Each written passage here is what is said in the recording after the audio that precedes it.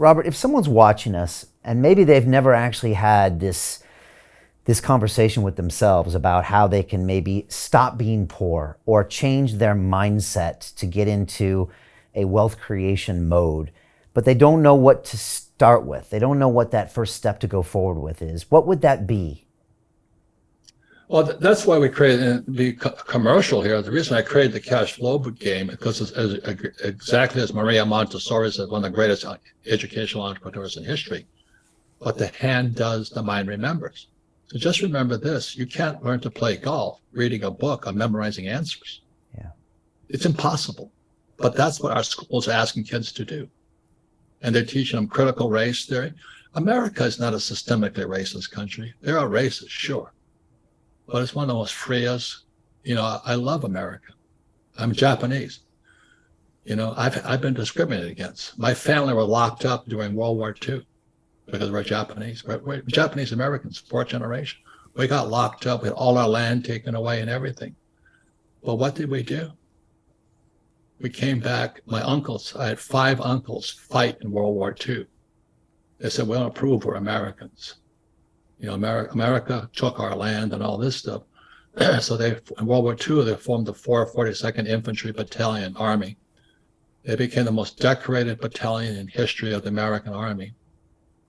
And 3 of my uncles fought in Europe, in Italy and Germany and France.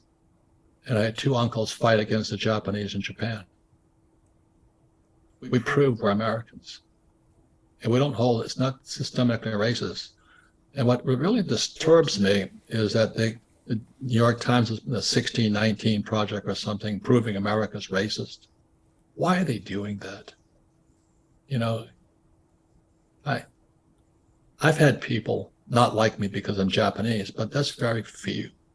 I mean, I can count them on one hand. But for the most part, most people like you and me, we're just people. We like people, we don't like people. So what? That's life. But we're not racist. And then they say America was born as a racist nation. In my opinion, America was founded in 1773. It was an event called the Boston Tea Party. We didn't like the English taxes. Good for you. But they threw all the tea in the ocean. And I always say America was born as a tax-free nation. But that's why 1913 was so important. That's when the Fed was created, the Federal Reserve Bank, and then the IRS.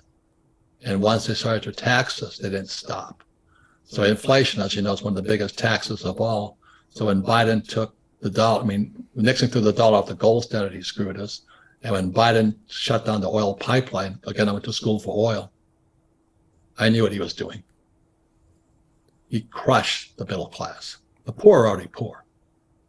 But when people can't afford to put gas in their cars and all that, he crushed the middle class. Right.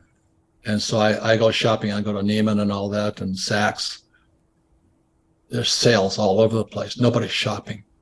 So what Biden did is intentional. And it was written about in that book called The Communist Manifesto. 2 stages. Stage 1 was 1930. Stage 2 was 2020, when they took down the president of the United States on a questionable election. And Stalin wrote about that. He says, it's not who votes that counts. It's he who counts the votes. And the issue still in question is who counted the votes. In your state too, right? What's that? In your state of Arizona, right? Was one of the pivotal states. Oh, it's a hot subject here, boy. Yeah, it is. Because it's still contested here. Yeah. But I appreciate you saying that, and it's happening. I never thought, Robert, that I would have heard kids talking about the benefits of communism and socialism in America in 2020. When I grew up, the Soviet Union was the big bad wolf, and to be a communist was something people would never conceive of.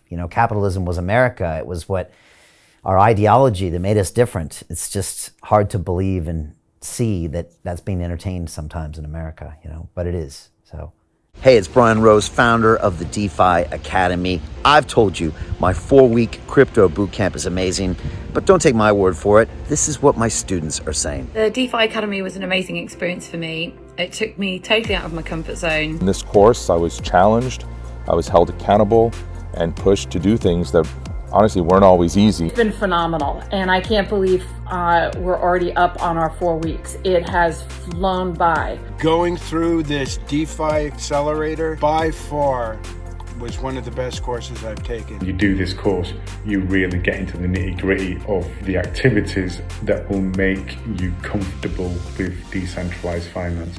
Thank you so much to Brian and everyone at London Real and the DeFi Academy for even putting together an amazing course like this. Anybody else that wants to do it, please sign up.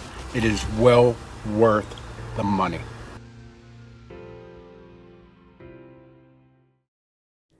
Yeah. It was predicted in this book, 1848. It would happen in 2 stages. Number 1, that to take over the education system. That happened in 1930. Number 2 was the election. So it was 2020. Robert, I've got these 2 sons that are 5 and 6 years old. What's the best way for me to teach them about money? Is it to get them starting their own businesses as kids? Obviously, we're going to be playing Monopoly in your cash flow game as soon as possible. But how can I give them the right education when I'm fighting against a school system that's giving them the wrong education? Well, I think it goes back to that concept. And I studied with Bucky Fuller, 1981, 82, 83. And I'm coming up with a book called The Raven, because Fuller was a futurist. The question is, how do you see the future? And he said, in what Fuller taught my class, there's only about 100 of us, 3 years. He says, a generalized principle is a principle true in all cases, no exceptions.